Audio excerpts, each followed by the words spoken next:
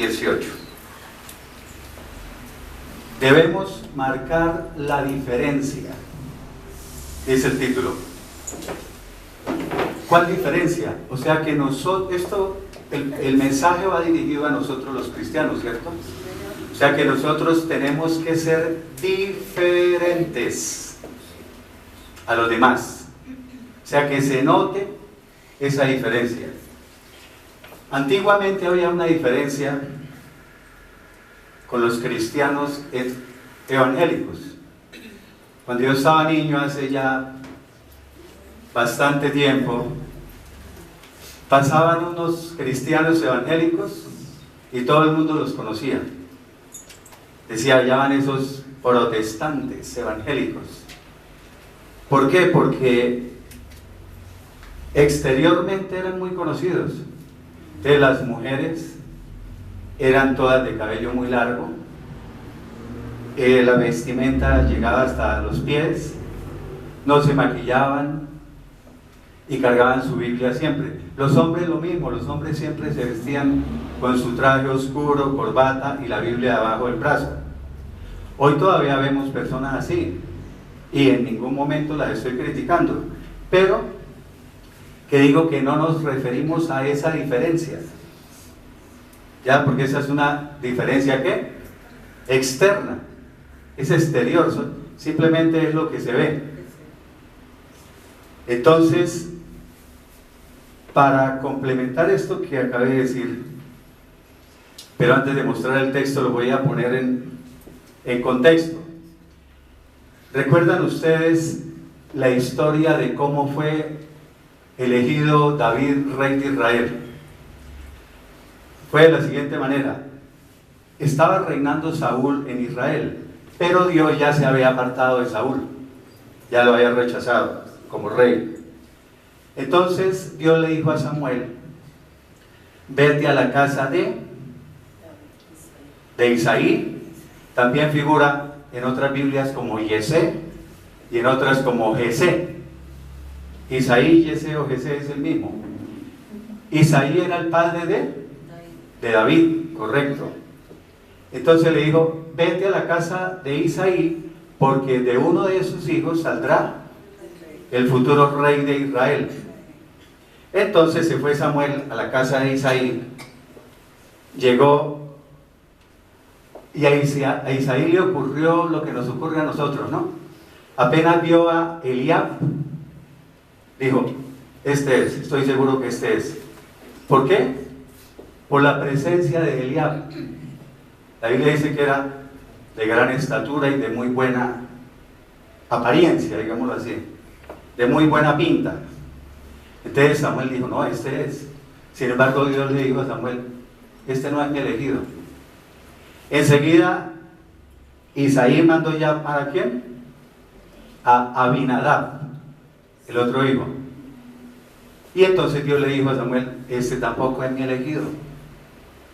Después Isaí llamó a Sama o Samá y le dijo: este tampoco es.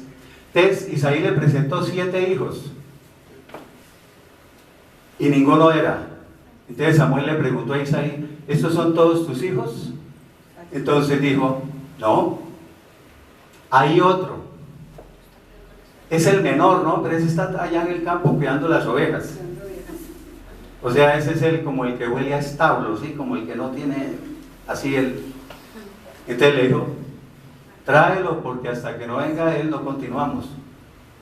Entonces cuando llegó David, era David, le dijo Dios a Samuel: úngelo, ese es mi elegido. Entonces desde ese momento dicen que el Espíritu del Señor estuvo con David, porque ahí mismo no comenzó a ser rey de Israel, no fue más adelante, pero ese día lo ungió como rey. Entonces ahí Samuel se estaba yendo por las apariencias. Primera de Samuel 16:7. Pueden leer esa historia, son muy bonitas ahí. Primera de Samuel, casi todo el capítulo primero. Dice: pero el Señor le respondió a Samuel. O sea, aquí se refiere a cuando pensó que era Eliab, por su presencia. Dice: no mires a su parecer, o sea, no juzgues por su apariencia, No te dejes impresionar por su apariencia, no veas su aspecto, dicen otras Biblias. En mi versión dice, no te fijes en la pinta, ni lo grande o lo alto de su estatura. Dice una versión, Eliab es alto y apuesto, pero no te fijes en eso, porque yo lo desecho o lo he rechazado.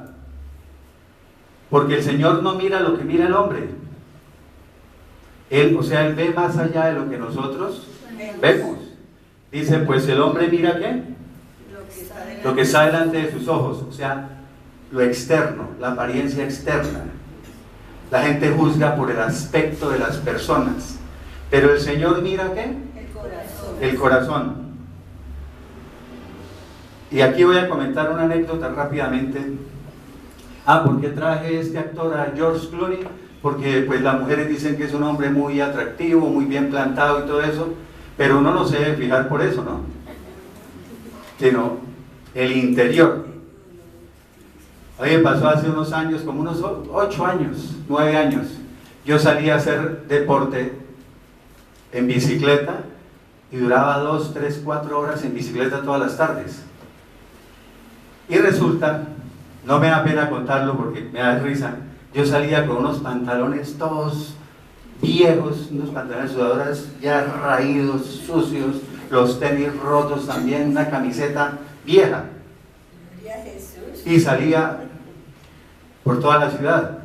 Entonces, después de 3 horas, estaba sudadísimo y entré a un concesionario en la autopista con 100 y pico de la Chevrolet. Y recuerdo que yo entré a esos salones, salón grande ahí, todos los carros en exhibición, y pasaban los vendedores para allá y para acá y eso ni me miraban, ¿sí? De verdad una pinta pero de indigente. Y entonces yo decía buenos días y seguían, ¿no? Hasta que llegó un vendedor y me dijo, buenos días señor, ¿qué le ofrece? Y me dio la mano, me saludó muy amablemente. ¿En qué le puedo servir? Le dije, es que vengo a cotizar 2 carros. Él de una vez dijo, ¿2 carros? Le dije, sí, 2. Entonces dijo, venga, le muestro. Le dije, no, ya vi, mire, ese y ese. Entonces llegó y me dijo, bueno, y entonces ¿cómo sería? Le dije, ¿cuánto valen tanto? Le dije, le doy la plata en efectivo, la mitad de una vez, y me pone a unas cuotas el resto. Y de una vez nos sentamos a hacer el negocio. Y ustedes vieron la cara de los otros vendedores. Pasaban y como que, claro, al ver que estábamos haciendo los documentos y todo, no la creían. ¿En qué se fijaron? En lo exterior. En lo exterior. Bueno, vamos a ver hombres que marcaron la diferencia. Comencemos con Noé.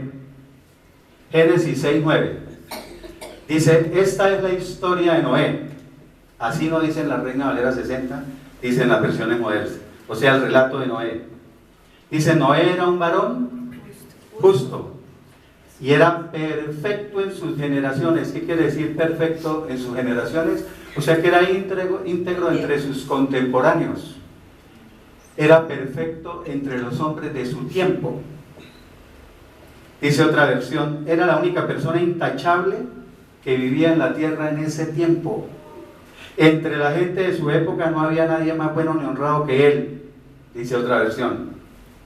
Y dice que Noé caminó fielmente con Dios, anduvo en íntima comunión con Dios. Otra dice, solo él vivía de acuerdo con la voluntad de Dios. Entonces, Noé, ahí ya estaba marcando la diferencia, ¿cierto? Como un verdadero creyente. Y ustedes saben la historia de lo que sucedió, ¿cierto? O sea, Dios le dijo, construye un arca porque voy a destruir a todos los seres vivientes. No a la tierra, a los seres vivientes, que fue cuando vino el diluvio universal. Entonces, en Génesis 7:1, el Señor le dijo a Noé, entra tú y toda tu casa, sea toda tu familia. ¿Cuántos eran? En el arca o en la barca. ¿Cuántas personas? 8, correcto, Rosalba. Porque solo a ti he visto justo delante de mí en esta generación. ¿Será que algún día el Señor dirá eso a nosotros? Solo a ti he visto justo. O sea, tú eres el único hombre justo que he encontrado entre todas las personas de la tierra, dice otra versión. Solo tú vives de acuerdo con mi voluntad. ¿Cuáles 8 personas eran? Noé y la esposa, los 3 hijos de Noé y las 3 esposas. ¿El resto? O sea que Noé recibió beneficios, ¿cierto? Él y su familia fueron salvos. O sea, recibió beneficios por ser como era. Bueno, otro que se acuerden ustedes, ¿cuál es? Job. Dice, el Señor le dijo, había en la tierra, o en el país, o en la región de Uz, un varón llamado Job.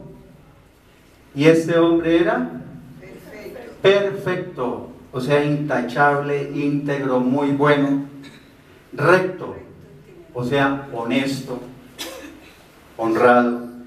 Dice, temeroso de Dios.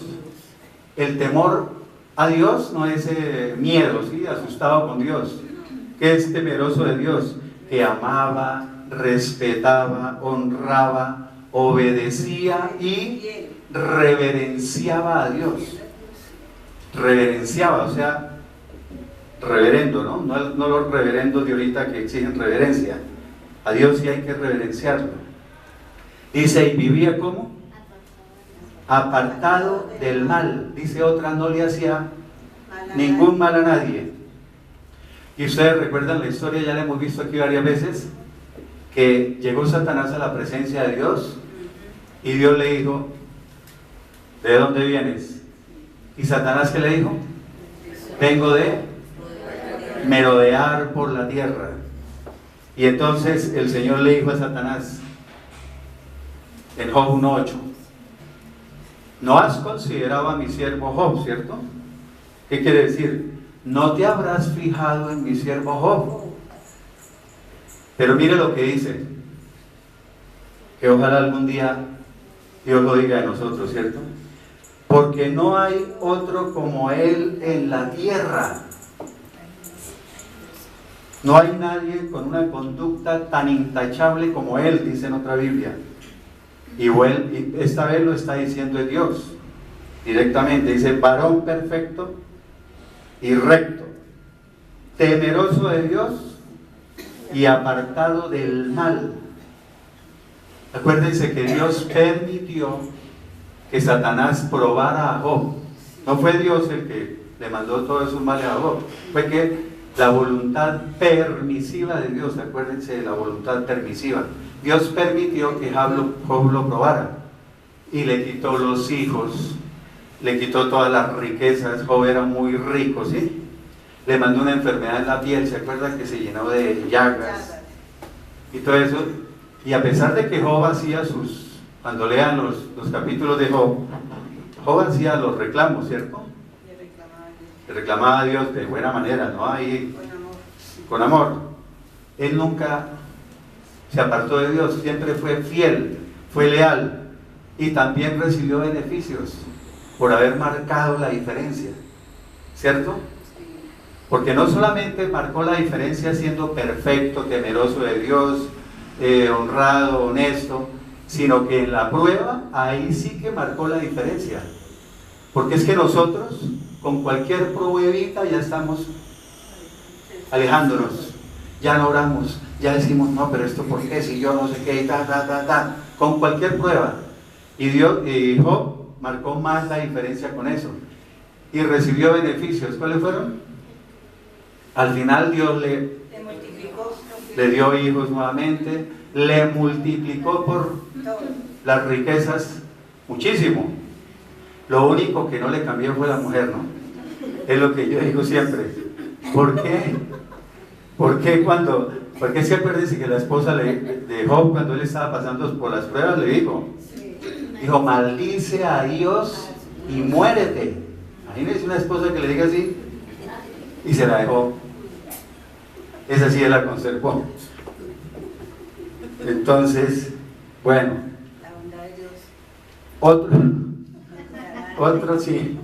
otro varón que marcó la diferencia en la antigüedad, ¿quién fue? José. Génesis 39:12. Entonces toca empezar a decir el contexto para que, pero lo devuelvo para que no se me distraigan con lo que está escrito. Acuérdense que José era hijo de ¿quién? De Israel. Israel después fue cambiado su nombre por Jacob, ¿no? Entonces, lo contrario. Jacob, su nombre fue cambiado por Israel. Era hijo de Jacob. Jacob tenía 12 hijos. De ahí salieron las 12 tribus de Israel, ¿no? José era el menor. Y el padre, Jacob, era el que más quería. ¿Por qué? Porque había llegado en los años de edad avanzada de Jacob. Él lo quería muchísimo. Y los demás hermanos le tenían envidia. Entonces, una vez decidieron matarlo, los hermanitos. Pero entonces Rubén intervino y dijo, no lo matemos, echémoslo en la cisterna. Y bueno, ahí ustedes saben toda la historia. El caso es que entonces no lo mataron y lo vendieron más bien ¿a qué? Como esclavo a unos ismaelitas que venían en una caravana y lo vendieron como esclavo. Esos ismaelitas se fueron para Egipto y en Egipto se lo vendieron ¿a quién? A Potifar. Potifar era un alto oficial del faraón, de la guardia del faraón. Entonces Potifar lo puso a su servicio en la casa como esclavo. ¿Y en qué marcaba José la diferencia?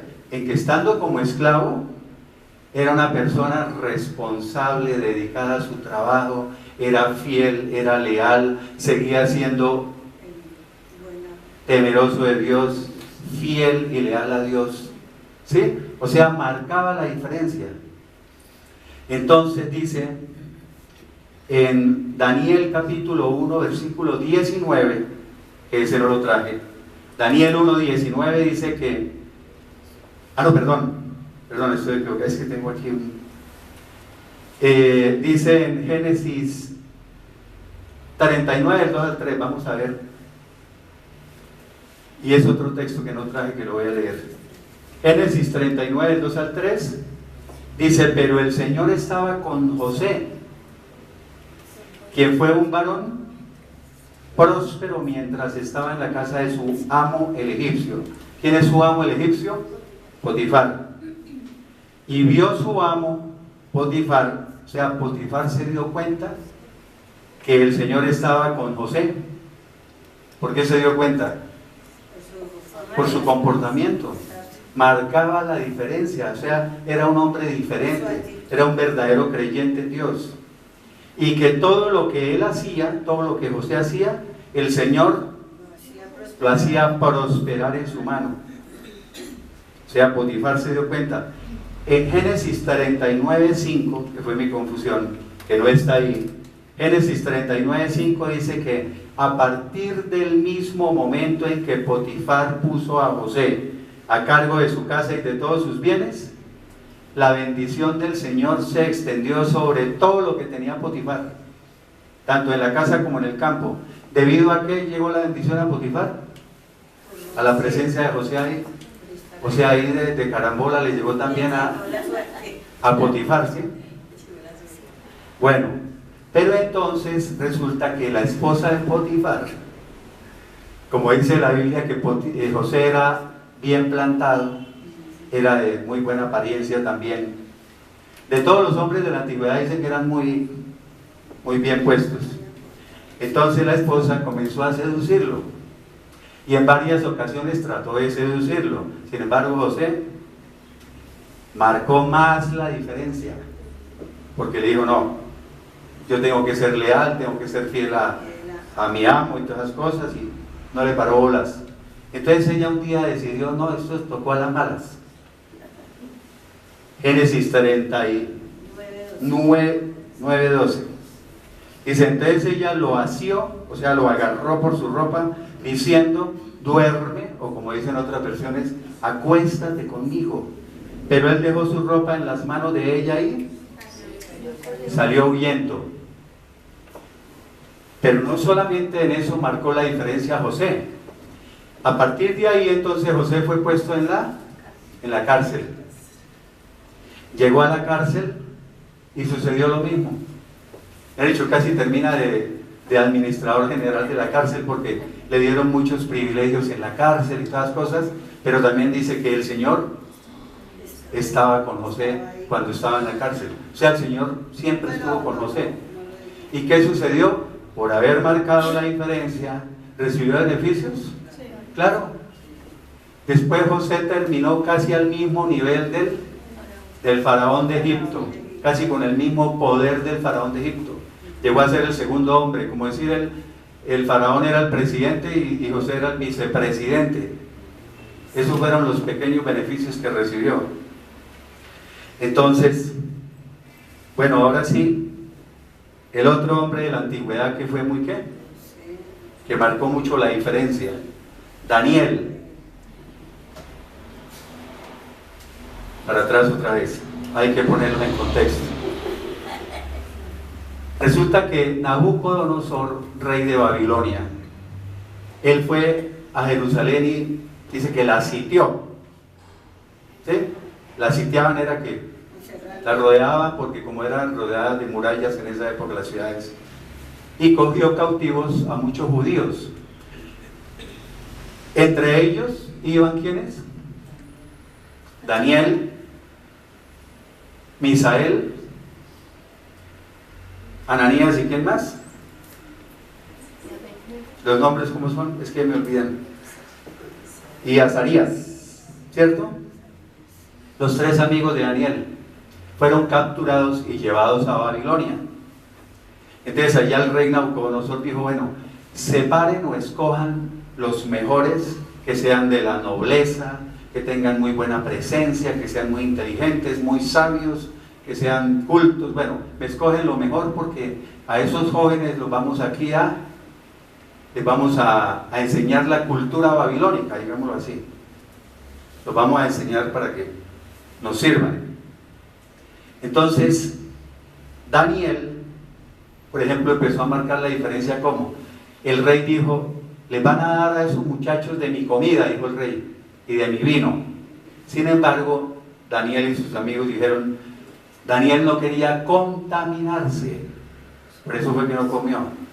Y dijo, no, le dijo a Aspenaz, que era la persona que estaba a cargo de ellos, le dijo, no, denos solamente legumbres, verduras y agua. ¿Sí? Por eso ahorita veníamos oyendo en los radios que muchos cristianos dicen que la dieta de Daniel, ¿no? Verduras, legumbres y agua. Entonces, él no quería, Aspenaz no quería, porque dijo, no, de aquí a un tiempo ustedes van a estar pálidos y de mal semblante y todas las cosas, y a mí me van a echar todo el pato, como decimos acá. Entonces él dijo, no, hagámoslo. Y sin embargo, al poco tiempo se vio que Daniel y sus amigos estaban de mejor semblante, más fuertes, estaban mejores. ¿Sí? Entonces, ahí, para no contaminarse, lo hizo Daniel. ¿Qué otra cosa hizo Daniel? Importante. ¿Sí recuerdan?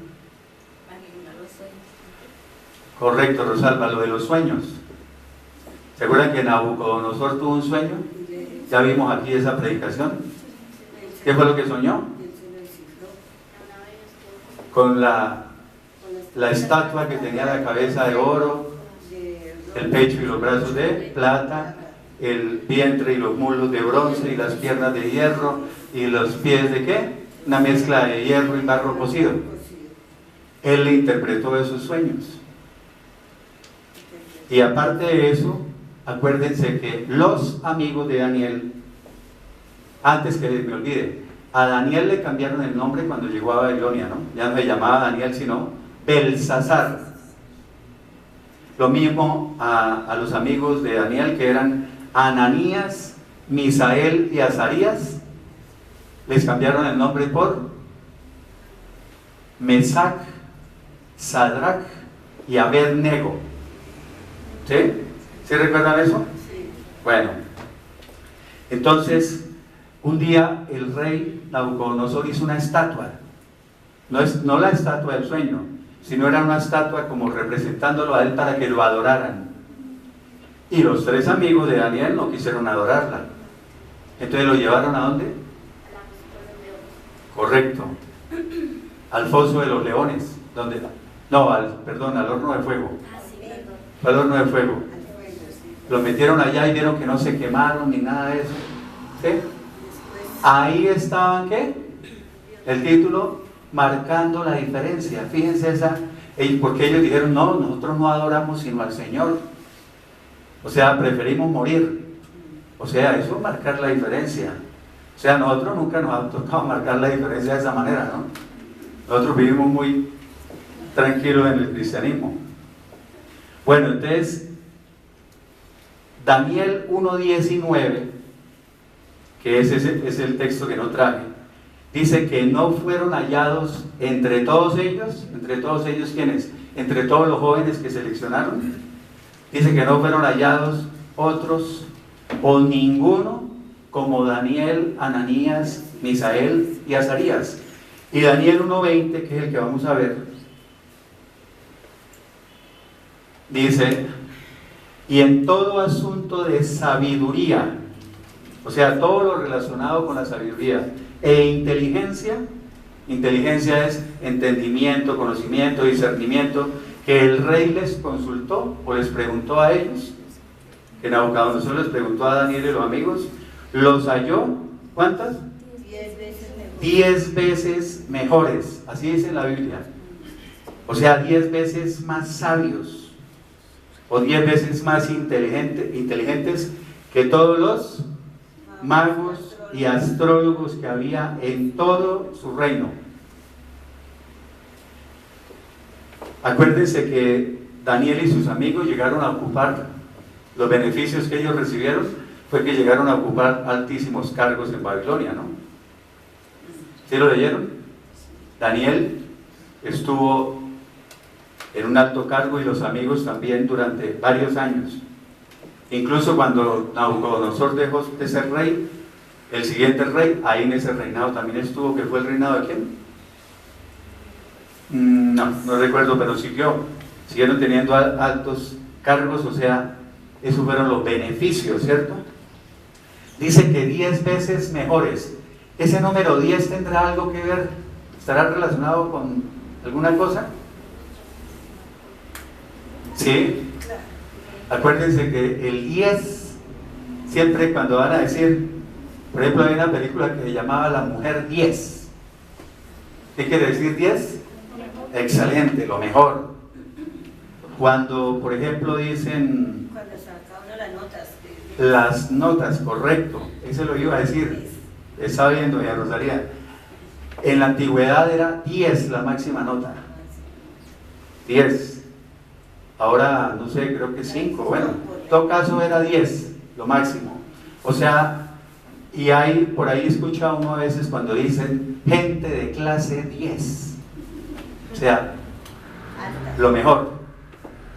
Entonces, los halló 10 veces mejores, quiere decir lo mejor, excelentes.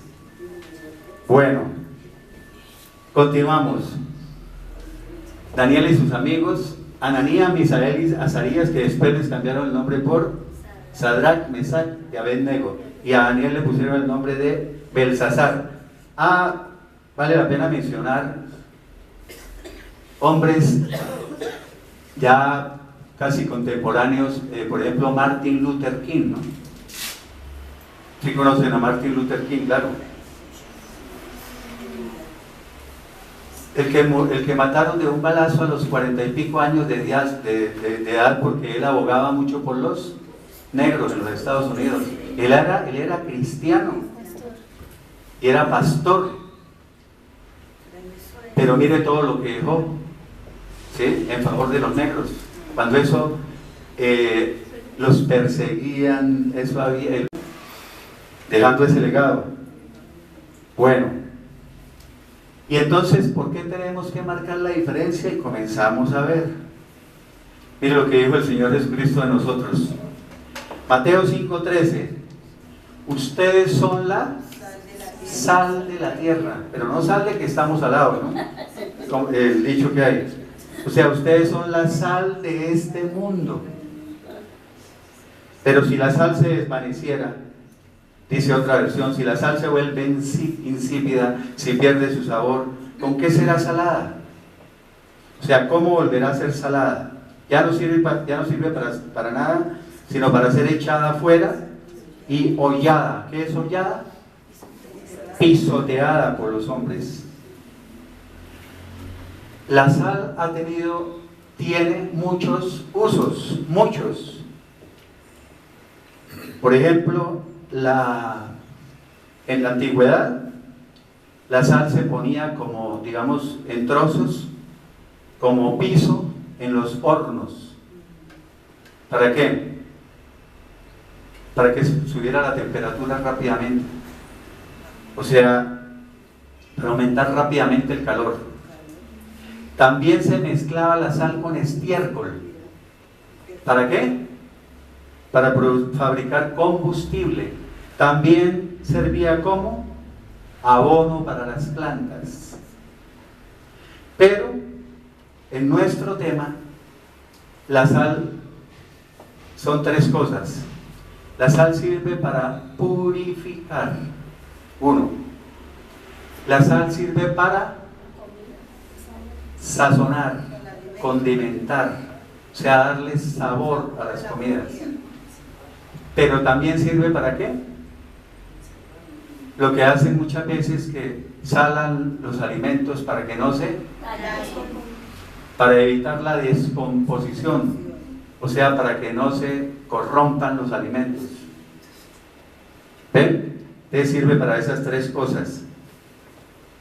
Entonces, si sirve para purificar, y nosotros somos la sal del mundo, de nosotros con nuestro mensaje, cuando predicamos, con nuestro testimonio, con nuestro ejemplo, nosotros ayudamos a purificar el mundo, ¿o no?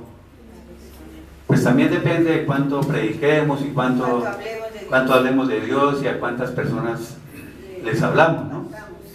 Bueno, pero dice también que para evitar la corrupción, imagínense, ¿será que nosotros podemos influir para, así sea en nuestro entorno?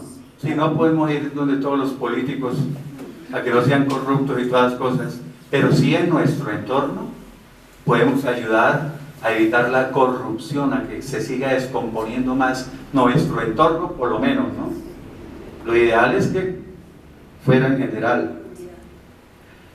Bueno, ¿qué más? Pero la sal también dijimos que sirve para sazonar, condimentar las comidas, ¿cierto? Para darle sabor. Y por eso en Colosenses 4:6, ¿qué dice? Sea siempre su palabra con gracia y sazonada o condimentada con sal. ¿A qué se está refiriendo? Que sea condimentada con sal, sazonada con sal. ¿Quién? La palabra. Su palabra. La palabra de Dios. O sea, que su palabra, su conversación sea de buen gusto, agradable, de buen sabor. Eso es lo que está queriendo decir la misma palabra. Para que sepan cómo deben responder a cada uno, a cada persona. O sea, para que siempre demos la respuesta adecuada en las cosas que nos pregunten de Dios. ¿Sí quedó claro ahí? Bueno, Juan 8:12 nos sigue diciendo el Señor Jesucristo, mire lo que dice. Jesús les habló otra vez, o en otra ocasión, diciendo: yo soy la luz del mundo. Este es un texto anterior al que... Yo soy la luz del mundo, dice el Señor Jesucristo. La luz que alumbra a todos. El que me sigue no andará en tinieblas, o sea, nunca caminará en la oscuridad, sino que tendrá la luz de la vida, o sea, la luz que le da la vida. ¿Por qué es importante mencionar este texto donde dice el Señor Jesucristo, yo soy la luz del mundo? Porque aquí nos tira la pelota, como decimos, ¿no? Sí, así decimos. Mateo 5, 14 al 16 dice, ustedes son la luz del mundo. O sea, ahí sí nos tiró la pelota, ¿sí? Ya no digo yo soy la luz del mundo, no, ustedes son la luz del mundo. La luz que alumbra el mundo. Dice, una ciudad asentada sobre un monte no se puede esconder. ¿Sí? Versículo 15 dice, ni tampoco se enciende una luz o una lámpara para ponerla debajo de un almud, dice ahí, o sea, de una vasija. O sea, nadie enciende una lámpara para meterla debajo de un cajón, ¿cierto? Sino ¿para qué? Sobre el candelero. Para ponerla sobre el candelero. Para que alumbre. O sea, en la repisa, en un lugar alto. ¿Para que qué? Para que alumbre o ilumine a todos los que están en la casa. O sea, está queriendo decir, nadie enciende una lámpara para meterla debajo de un cajón, no la esconde. Porque a veces los cristianos somos de la secreta, ¿no? Y nos escondemos. Nadie sabe que somos cristianos. ¿Cómo vamos a hacer luz? ¿Sí o no? Es como si la lámpara la metiéramos debajo del cajón. Entonces dice el versículo 16, que así alumbre su luz, que así brille la luz de ustedes, dicen otra, delante de los hombres. O sea, está diciendo que nosotros debemos ser luz para los demás, para que todos vean sus buenas obras y glorifiquen a su Padre que está en los cielos. Pero entonces aquí viene la pregunta. Está diciendo que nosotros somos la luz del mundo. ¿Nosotros tenemos luz propia? ¿Sí o no? No. Nosotros no tenemos luz propia. Hagan cuenta que es como el sol y la luna. El sol produce la luz, ¿cierto? Los rayos solares dan luz y todo eso. ¿La luna cómo es? La luna no tiene luz. Es oscura. Ella no tiene luz. Ella lo único que hace es reflejar los rayos del sol. Los refleja. Y nosotros somos así, nosotros no tenemos luz propia. O sea que si nosotros somos verdaderos cristianos y Cristo vive dentro de nosotros, nosotros reflejamos la luz de Cristo. Pero nosotros no tenemos luz propia, reflejamos la luz de Cristo, así como la luna refleja la luz del sol. ¿Clarísimo? Bueno, Efesios. Seguimos comentando un poco sobre la luz. Efesios 5:8. Porque en otro tiempo, o sea, antes, ustedes eran tinieblas. Está diciendo de todos nosotros, ¿no? O sea, vivíamos en la oscuridad. Antes de conocer a Cristo, estábamos llenitos de oscuridad. Dice, pero ahora son luz en el Señor. O sea, ahora vivimos en la luz por estar unidos al Señor. O tenemos la luz que proviene del Señor, o reflejamos la luz del Señor. Por lo tanto, o sea, ya que somos luz, ¿cierto? Anden, o sea, vivan o pórtense como ¿qué? Como hijos de luz, o sea, como hijos de la luz, como hijos que pertenecen a la luz. ¿Quién es la luz? Lo leímos, yo soy la luz del mundo, dijo el Señor Jesucristo. En Juan capítulo 1, léanlo. Ahí dice claramente, dice que la luz vino a este mundo. ¿Quién vino a este mundo? Señor Jesucristo. Dice, pero el mundo no lo reconoció. Dice que a los suyos vino. Y no lo reconocieron. Correcto. Y no lo recibieron. Si ve, habla de la luz. Juan 1 está hablando de la luz. Pero entonces nosotros, si somos luz, tenemos que portarnos o vivir como hijos de la luz. ¿Sí? Bueno, hay un texto. ¿Cuál es el que dice lumbrera? El Salmo. Lumbrera es a tus, ¿cómo es? Lámpara es a mis pies tu palabra y lumbrera en mi Lámpara es a mis pies tu palabra y lumbrera en mi camino. lumbrera a mi camino. O sea, ¿quién? La palabra. ¿Y la palabra quién es? Hay una palabra que es el Señor Jesucristo, que Él se hizo hombre, ¿no? Y otra palabra escrita que es la Biblia. Bueno, Primera de Tesalonicenses capítulo 5 versículo 5 dice: porque todos ustedes son hijos de la luz e hijos del día. No somos hijos de la noche ni de las tinieblas. O sea, no pertenecemos a la noche ni a la oscuridad. Hay un texto que lo anoté a última hora, Juan capítulo 3 versículos 19 y 20, para que lo anoten si lo quieren leer.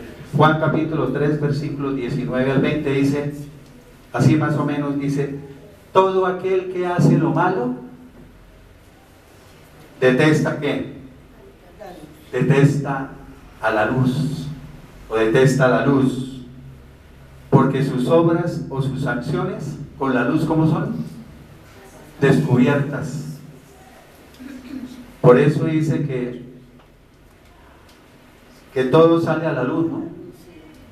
No hay nada oculto ni escondido que no salga, que no sea conocido y salga a la luz. Eso lo dice clarito. No hay nada que no salga a la luz tarde o temprano, como está ocurriendo aquí en Colombia con todo eso, chanchullo y todo eso. Ahora apareció el último cartel. ¿Cuál es? ¿Cuál fue? El de la Superintendencia de Salud. Mejor dicho, eso hay cartel para todos, no se preocupen. Filipenses capítulo 2 versículos 14 y 15 nos dice: hagan todo sin murmuraciones ni contiendas. O sea, sin murmuraciones es sin hablar mal de nadie, ni contiendas, o sea, sin discusiones, sin peleas, para que sean irreprensibles, o sea, irreprochables, dice otra, y sencillos, ¿no? Dice una versión: para que nadie encuentre en ustedes ningún motivo para criticarlos o culparlos, y sean ¿qué?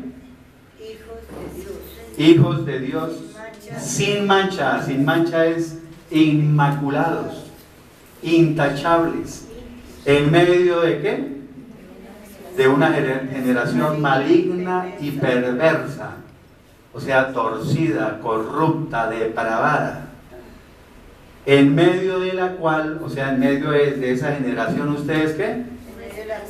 Resplandecen o brillan como luminares, dice la Reina Valera 60, o sea, como lumbreras, como estrellas, como luces radiantes en el mundo.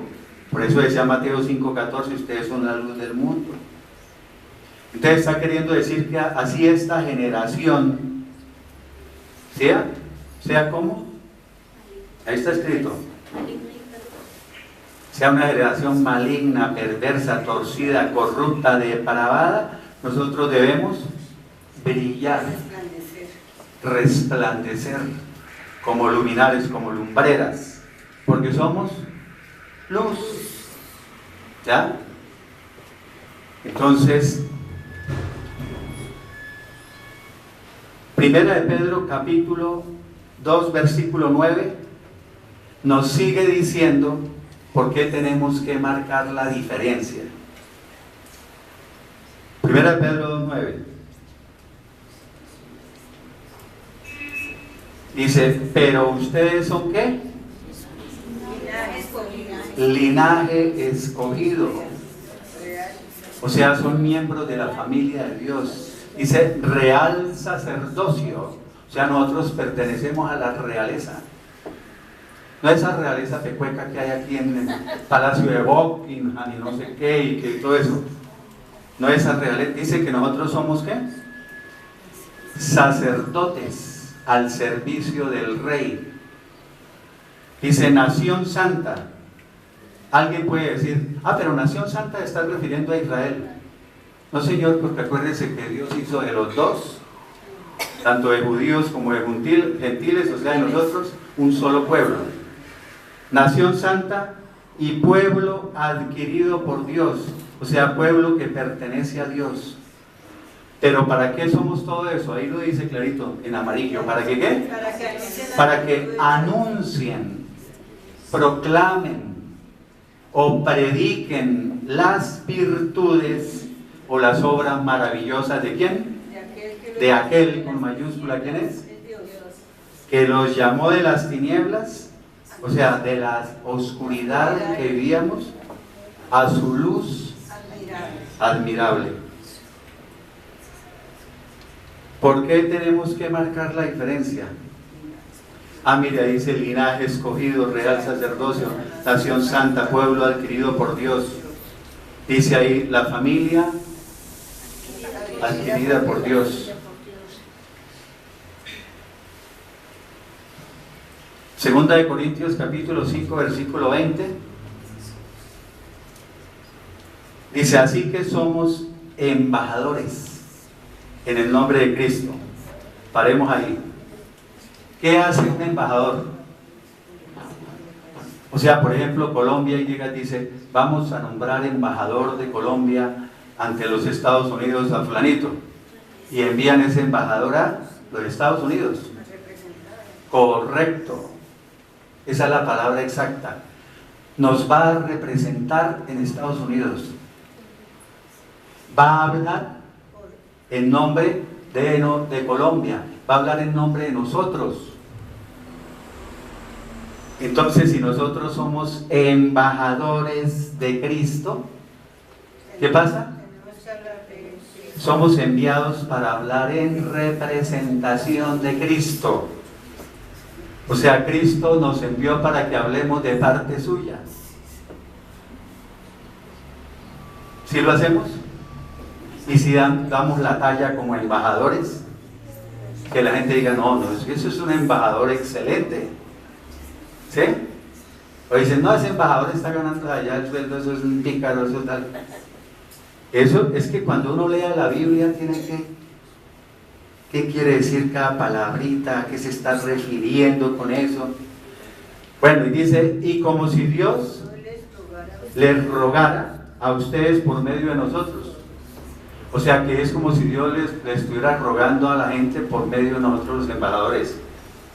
Dice, así pues les rogamos en el nombre de Cristo que se reconcilien con Dios.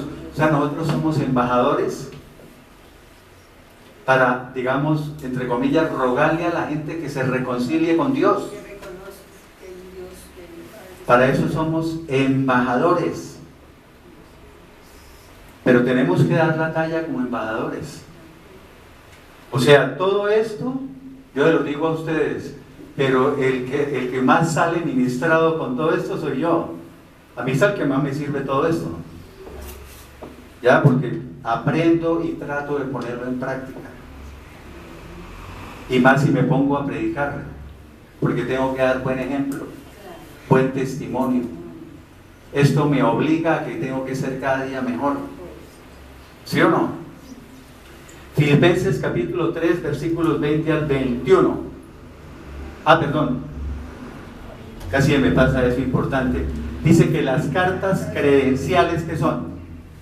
Son el documento que acredita a un embajador como representante y máxima autoridad diplomática. Entonces al embajador le entregan unas cartas credenciales, ¿cierto? Para que las presente en el país donde va a ir. ¿Cuáles son las cartas credenciales de nosotros? La Biblia, la palabra de Dios.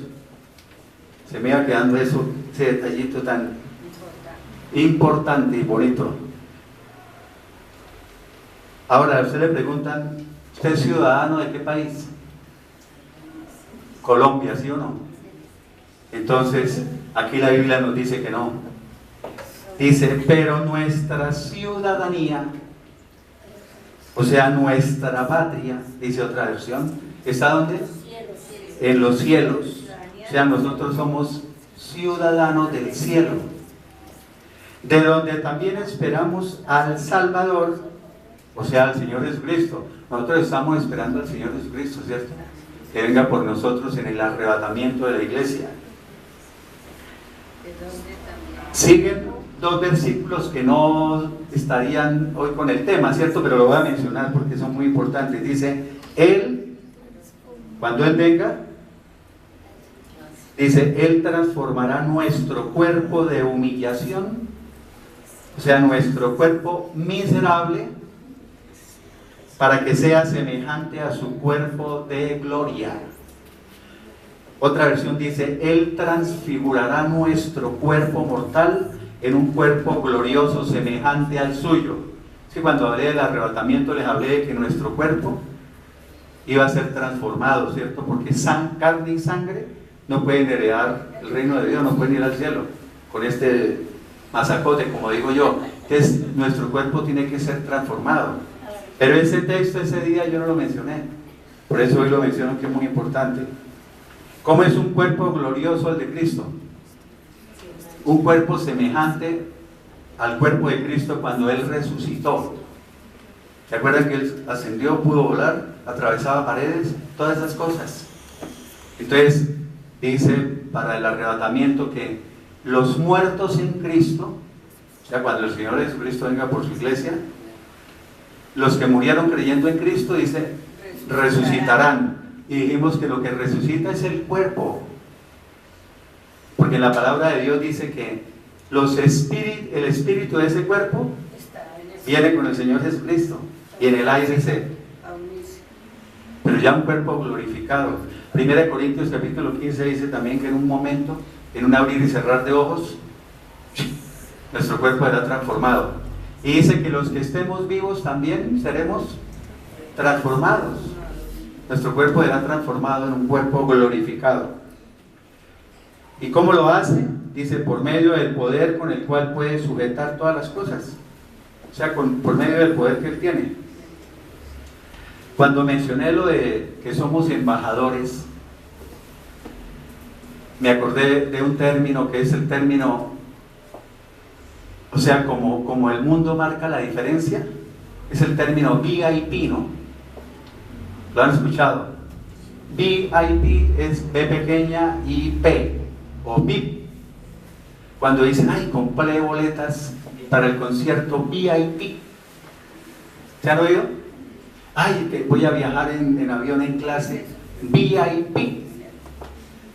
¿Qué quiere decir VIP? Eso es en inglés las iniciales. B pequeña es very, la I es important y la P es people, o sea, very important people, o sea, gente muy importante.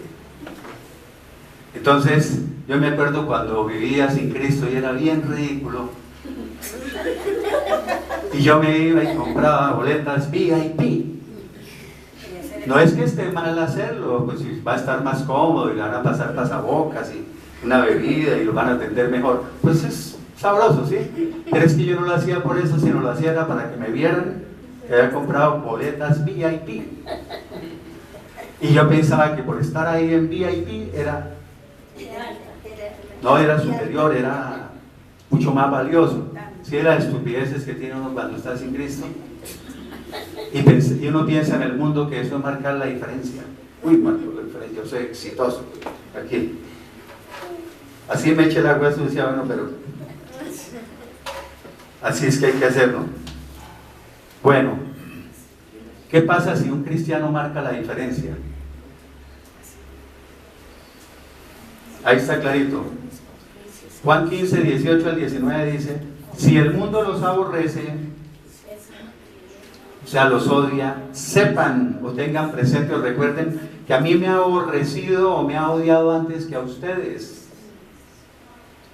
Si ustedes fueran del mundo, el mundo se refiere, ya saben, a ese mundo de pecado y de porquería. Si pertenecieran al mundo, el mundo amaría lo suyo. ¿Qué quiere decir? Que si fuéramos del mundo, el mundo nos amaría. ¿De que estamos revueltos ahí con ellos? Ustedes nos aman. Pero como ya no son del mundo, o sea, nosotros ya estamos apartados de ese mundo de pecado y de cosas. Dice, sino que yo los elegí o los escogí de entre los del mundo, o sea, para que salieran del mundo. Por eso el mundo los aborrece, los odia. La gente, cuando uno empieza en el cristianismo, hay muchas personas que empiezan a cogerle odio, aborrecerlo, le fastidia, y toda la misma familia. Y hablan por la espalda y dicen, ay, esos cristianos que son más brutos, son débiles mentales, esos son manipulables, eso, bueno, dicen de todo. O sea, nos creen, pero mejor dicho, retardados mentales. Y nos odian. Hay gente que llega a odiarnos. Otros hablarán ahí cosas insignificantes, pero hay gente que llega a odiar y a aborrecerte de una manera grande. Juan 17, 14 al 16. Yo les he dado, aquí está hablando el Padre, aquí está hablando el Hijo al Padre, Cristo al Padre. Dice, yo les he dado tu palabra, y el mundo los aborreció, porque ellos no son del mundo, no pertenecen al mundo, así como tampoco yo soy del mundo, dijo Cristo. Versículo 15 dice, no te ruego, o sea, no te pido que los quites, o sea, que los saques del mundo, ¿no? Que era imposible. Entonces, ¿a dónde nos vamos? Sino que los guardes. Ahí ese guardes, ¿qué es? Los cuidas, correcto, los protejas del mal. En otra dice, del maligno. 17, santifícalos en la verdad. O sea, hazlos santos con tu verdad. Conságralos a ti mismo por medio de la verdad. ¿Y qué dice? Tu palabra es la verdad. Ahí hagamos un análisis. ¿Quién dijo yo soy el camino, la verdad y la vida? El Señor Jesucristo. Él es la verdad, pero dice que tu palabra es la verdad. ¿Será lo mismo? Es lo mismo. En Juan 1, que lo van a leer despacito, dice, en el principio era la palabra y la palabra estaba con Dios y la palabra era Dios. Y en el versículo 14 dice, ¿cómo? Y la palabra se hizo hombre o carne o se encarnó y vivió entre nosotros. O sea que la palabra es Cristo. Lo que pasa es que hay una palabra que se hizo hombre, pero hay una palabra escrita. Sea Cristo o sea la palabra escrita, tu palabra es la verdad. Y por medio de esa palabra dice ¿qué? Santifícalos, hazlos santos. O sea, nos podemos hacer santos por medio de Cristo, por medio de su palabra. Y santos no quiere decir lo que antiguamente creíamos que era santos, ¿no? Santo, lo repito, para los que santo es apartado o separado para Dios. ¿Sí? Pero se le puede agregar que somos separados o apartados del mundo. Eso es ser santo.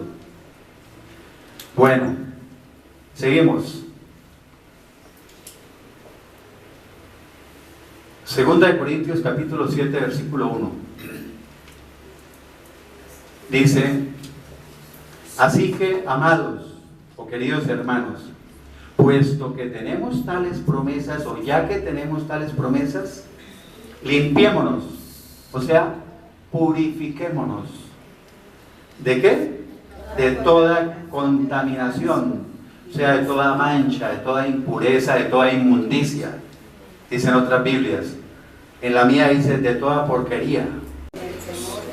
Perfeccionando la santidad en el temor de Dios. O sea, llevando a cabo nuestra santificación por el temor a Dios.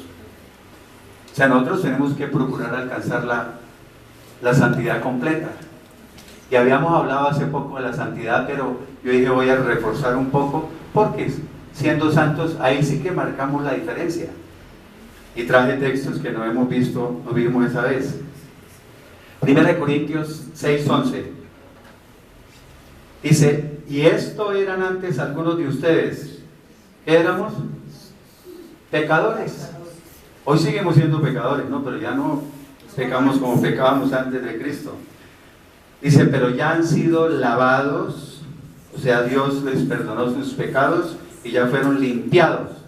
O dice, ya recibieron el baño de la purificación. Pero dice, ¿cómo en amarillo? Ya han sido santificados. Ya han sido justificados en el nombre del Señor Jesús. Pero también ¿por quién? Por el Espíritu de nuestro Dios. Espíritu con mayúscula, o sea, el Espíritu Santo. También nos santifica el Espíritu Santo. Y ahorita lo vamos a ver. Segunda de los Tesalonicenses capítulo 2, versículo 13. Pero nosotros siempre debemos dar gracias a Dios por ustedes, hermanos amados. Le está diciendo Pablo a la gente de Tesalónica, ¿no? Hermanos amados por el Señor, de que Dios los haya escogido desde el principio para salvación. ¿Mediante qué? La santificación por el Espíritu. El Espíritu Santo santifica. Y por la fe en la verdad. Otra vez, la verdad, ya lo explicamos. O sea, la obra santificadora del Espíritu Santo, ¿no? Y por la fe que tenemos en la verdad. Levítico capítulo 20, versículos 7 al 8. Voy a ir un poquito más rápido. Levítico capítulo 20, versículos 7 al 8 dice: santifíquense. Otra dice: conságrense completamente a mí y sean santos, porque yo soy el Señor su Dios. Y guarden, ese guarden aquí es que obedezcan, correcto. Cumplan todos mis estatutos, o sea, mis códigos, mis preceptos, mis leyes, mis normas, mis mandatos, mis enseñanzas, mis mandamientos, y pónganlos por obra, pónganlos en práctica, cúmplanlos. Y dice: yo soy el Señor que los santifica, o sea, que los hace santos. Primera de Pedro 1:16 dice: porque está escrito, sean santos porque yo soy santo. Ahí no caben los cristianos carnales que ya hemos hablado varias veces, ¿no? Hebreos 12:14 dice: sigan la paz con todos. ¿Y qué más? Y la santidad. O sea, busquen la paz con todos. Esfuércense por vivir en paz con todos. Y la santidad, sin la cual nadie verá al Señor. O sea, los que no son santos no podrán ver al Señor. Ahí dice: santifíquense y sean santos. Sin santidad nadie verá al Señor. Por lo menos esforzarnos, ¿cierto? 1 Corintios 11:1. Mire, Pablo no era modesto. Sin ninguna modestia, mire lo que decía: sean ustedes imitadores de mí. Ahí está diciendo es Pablo. ¿Cuándo podremos decir nosotros así? Que llegue un día y diga: sean imitadores míos. Así como también yo lo soy de Cristo. O sea, sigan mi ejemplo así como yo sigo el ejemplo de Cristo. Pero Efesios 5:1, ¿qué dice? Sean pues imitadores de Dios como hijos amados. O sea, nosotros somos hijos de Dios, ¿cierto? Y como hijos, ¿qué debemos hacer? Por lo menos nos debemos tratar de ser como Él es. Porque es que es muy difícil llegar y decir: no, es que yo soy un cristiano y soy un hijo de Dios, y sentado en una cantina. ¿No, sí? O en una discoteca con la amante. o saliendo de un motel con la amante, o eso hay pecados, hay montones. Sí, o por allá pegándole un varillazo a otro porque se le atravesó tantico con el carro. Entonces, eso es lo que está diciendo ahí. Por eso yo peleo tanto con lo de los cristianos carnales. Sí, que llevo 10, 15 o 20 años en la iglesia, pero es que yo sigo pecando, porque si yo soy cristiano carnal. Y entonces leen el librito que les dije, e insisto en decir, Victoria sobre la oscuridad, página 99 de Neil Anderson. Y lo dice clarito, dice, un cristiano carnal es un cristiano que ha decidido voluntariamente vivir en la carne, o sea, continuar en el pecado, y no vivir en el espíritu. O sea, voluntariamente, o sea, está premeditando el pecado. Esa es la diferencia con nosotros, que nosotros no premeditamos ni voluntariamente vamos a pecar, ¿cierto? Pecamos, pero ya dijimos cómo. Entonces, eso no es posible. Y como les dicen, no, usted puede ser cristiano carnal, que de todas maneras va a entrar al cielo. De todas maneras entra al cielo. Es un error, claro. No, ¿cómo así? Y le alinean la cosa diciéndole, no va a recibir recompensas, pero que entra, entra.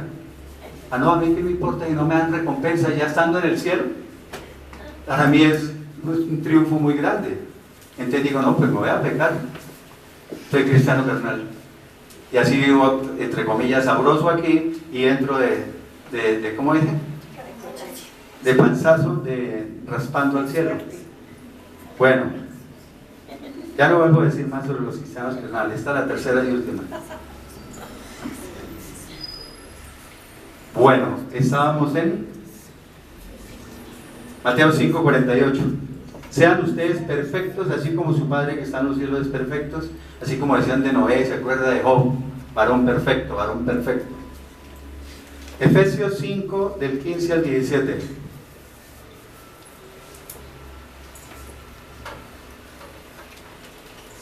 Miren pues con diligencia, o sea, con cuidado cómo andan, cómo se comportan. Tengan mucho cuidado de la manera en que viven. No vivan como necios, o sea, como insensatos, como imprudentes, sino como sabios, con sabiduría. Eso es lo que a mí más me da dolor. Hace años no haber vivido con sabiduría. Lo digo con toda sinceridad, es lo que más me arrepiento. Hay gente muy joven que vive con sabiduría. Y entonces saben administrar su dinero, saben administrar su tiempo, saben ser personas correctas. Tienen muchísimas cualidades con sabiduría. Con la sabiduría de Dios ni se diga. Sí, al menos Dios me dio la oportunidad de vivir con sabiduría unos años que llevo y no sé cuánto me dará, pero se lo agradezco. Versículo 16. ¿Cómo dice? Aprovechando bien el tiempo. Como deben vivir, aprovechando bien el tiempo, porque los días son malos. A veces nosotros perdemos el tiempo. Aprovechando bien el tiempo, que es siendo productivo todo el día. Pero productivo no es la plata, ¿no? Dicen, yo hago el negocio a las 5 de la mañana, me acuesto a las 12 de la noche y allá en el negocio hago mucha plata. No, productivo es, así sea, hice deporte, estudié, escribí, leí un libro, hice oficio, o sea, todos los minutos del día sacándole, así sea viendo un programa bueno de televisión, un programa bueno, ¿no? De ciencia, de conocimiento. Todo eso es aprovechar bien el tiempo. 17. Por tanto, no sean insensatos, o sea, necios.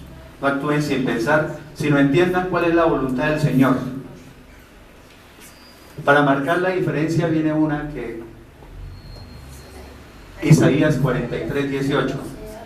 No se acuerden de las cosas pasadas. O sea, olviden las cosas de antaño, ya no recuerden el ayer. Créanme que yo he visto situaciones donde dicen, es que usted llevan 30 años de matrimonio, por ejemplo, y dicen, es que usted no se acuerda que hace 28 años, en la casa de su mamá, un domingo a las 3:45 de la tarde, usted me dijo que yo estaba gorda y fea. acordando de esas cosas y el esposo le dice, ah, sí, pero ¿por qué fue? Porque media horita antes usted me había dicho que no sé qué, y arrancan a hablar del pasado y a esto y lo otro. Lo otro es lamentarse del pasado, que lo que no hice, que lo que no pude hacer, lo que no. Ya murió, hágalo ahorita y deje de lamentarse, ¿sí? Hay que hacerlo ahorita. Entonces todas esas cosas marcan la diferencia. Mateo 11:29. Voy a correr un poquito y terminamos. Lleven mi yugo sobre ustedes y aprendan de mí que soy manso y humilde de corazón. Manso es que apacible, paciente, de corazón humilde. Y así hallarán descanso para sus almas. Dice otra versión, conmigo encontrarán descanso. Pero nos dice que para marcar la diferencia, manso y humilde. Isaías 5:20. Hay de los que a lo malo llaman bueno y a lo bueno llaman malo, que tienen la luz por tinieblas y las tinieblas por luz, que tienen lo amargo por dulce y lo dulce por amargo. Hoy están llamando malo a lo bueno y bueno al malo. Es un hecho. Ahorita yo no he salido del asombro y me río cada vez que me acuerdo, me produce risa todo ese mundo como está patas arriba. Millones de mujeres hermosas en España y nombran un macho para que la represente en Miss Universo. ¿Ustedes se han puesto a pensar en eso? Tal vez la otra gente llegue y le diga así, ay, que le dieron un hombre tan lindo que está, y no sé qué, y ya. Yo empiezo y digo, no, pero esto es peor que, mejor dicho, Sodoma y Gomorra. Eso allá en Sodoma y Gomorra no hacían reinados. Había mucho homosexualismo, pero no hacían reinados, yo creo.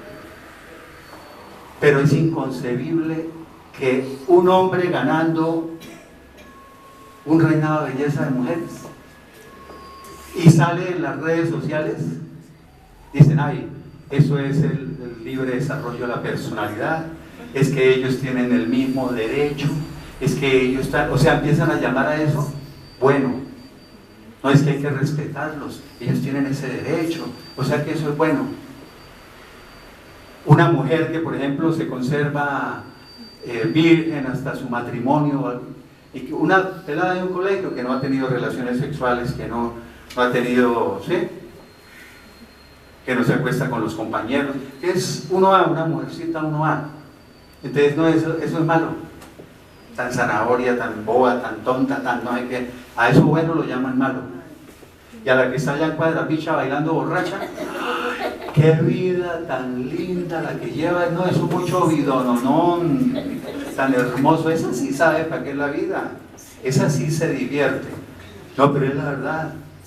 A lo malo, bueno, y a lo bueno, malo. Santiago 17. Así también la fe, si no tiene obras, está muerta en sí misma. ¿Qué quiere decir? Si uno es un cristiano verdadero, le empiezan a aflorar buenas obras, ¿sí? Y marca la diferencia. O sea, le fluyen espontáneamente las buenas acciones. No es que haga las buenas obras para salvarse, sino que precisamente ya es salvo, pero por ser un cristiano verdadero, eso empieza a servirle a los demás. Marcar la diferencia es eso, ¿no? En el trabajo, cumplir con los horarios, ser responsable, ser leal a la empresa, fiel a la empresa. Todo eso es marcar la diferencia.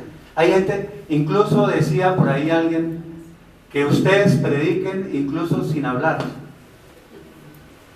¿Cómo así que prediquen sin hablar? El comportamiento. Hay gente que uno conoce y dice, oiga, este es el cristiano.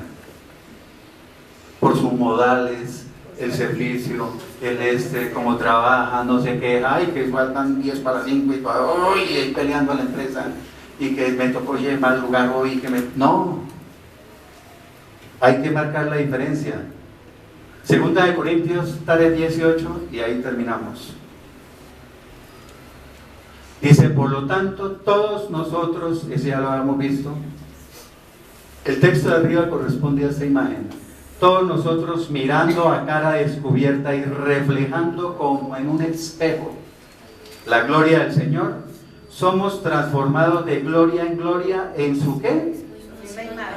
En su misma imagen, como por el Espíritu del Señor, o sea, por la acción del Espíritu Santo. Quiere decir que como en un espejo tenemos que reflejar a Cristo. Cuando nos miremos, se ve Cristo ahí. Imagínense. Casi nada, ¿no? La talla que nos ponen. Bueno, y entonces dice Efesios 4, pero espere, dice Números 6:25, ¿qué dice? Que el Señor haga resplandecer su rostro sobre ti. Efesios 4:13 dice, hasta que todos lleguemos, todos nosotros, a la unidad, o sea, a estar unidos en la fe y en el pleno conocimiento del Hijo de Dios, a la condición de un varón perfecto. ¿Qué quiere decir a la condición de un varón perfecto? Dice, o sea que hasta que todos lleguemos a esa condición de ser varones perfectos, a la medida, o sea, hasta que todos lleguemos a la medida de ¿qué? De la estatura de la plenitud de Cristo. O sea, hasta que lleguemos a la plena medida de la estatura de Cristo. El otro era que lleguemos ¿a qué? A tener su misma imagen. Aquí es llegar a la estatura de Cristo, imagínense. El día que lleguemos medianamente cerca de eso, vamos a marcar la diferencia totalmente. Y vamos a orar.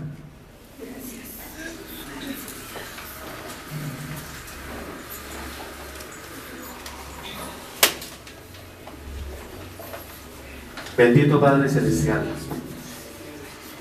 gracias Santo Señor por tu palabra. Es una palabra que nos ministra a todos, en primer lugar a mí. Tú nos enseñas cómo vivir,